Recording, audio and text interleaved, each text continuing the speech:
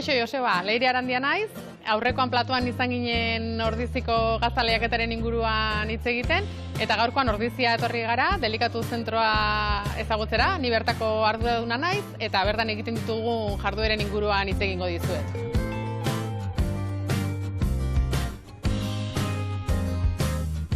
Ordiziako Delikatu zentroa bi zatitan edo banatuko genduke, ez? Alde batetik, Goierri eskualdea bisitatzera datorren bisitari horrek bertan ze aurkitu dezakeen ikusteko, Goierriko interpretazio zentroa daukagu. Eta aldi berean bertako turismo bulegoa ere. Eta beste alde batetik, horri lotuta Ordiziak azoka du ezaguna, asteazkenero egiten den azoka, eta bertako produktua eta elikadura protagonista diren gune bat daukagu. Eta produktu horien artean, produktu izarra esan dezagun Idiazabal gazta izango litzateke.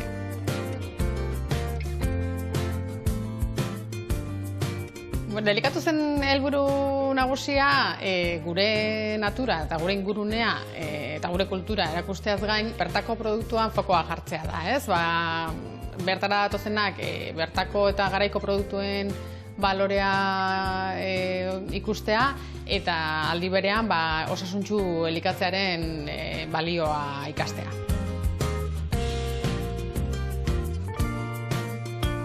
Orain elikadura solairuan gaude.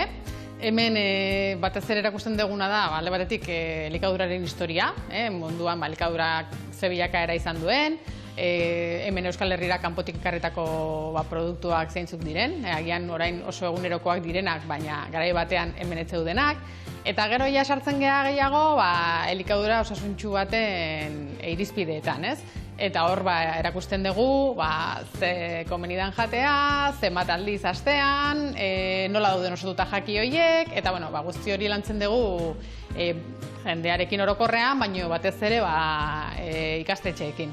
Eta urtean zehar, kursuan zehar ikastetxe ugari izaten dira hemen bisitan, eta gurekin elikadura osasuntsuaren gaia lantzeaz gain, azokara joateko ere aprobetxatzen dute, eta bertako produktuak ezagutzeko.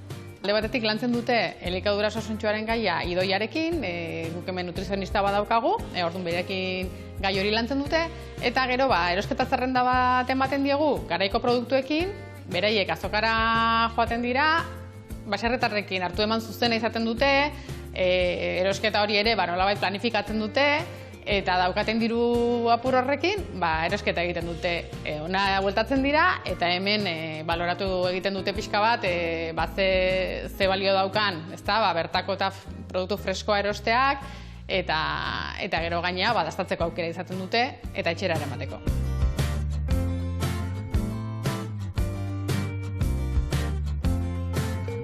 Bisitariak honea etortzen direnean, eskaintzen dugun jardueretako bat da gure eskualdea ezagutzeaz gain, bertako sukaldari batekin azokara joatea, bere laguntzaz erosketa egitea, garaiko produktuak erosi, eta gero zentrora etortzen dira produktu horiek sukaldatu, sukaldean prestatu eta dastatzera. Eta egia esan, bai familian egiteko edo lagun artean egiteko oso ekintza interesgarria da.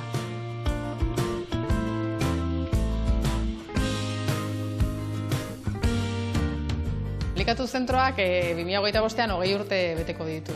Eta orain aukera daukagu lortu ditugun laguntza batzuen bitartez, pixka bat gure edukiak egokitzeko. Eta gure asmoa da pixka bat enfokea aldatu eta elikadura eta bertako produktua hitz egiteaz gain, gustatuko litzaiguke pixka bat gehiago sakontzea gure inguruan, gure produktuen jatorrian, baserrian, eta pixka bat gure zentroa azokaren interpretazio gune bihurtzea.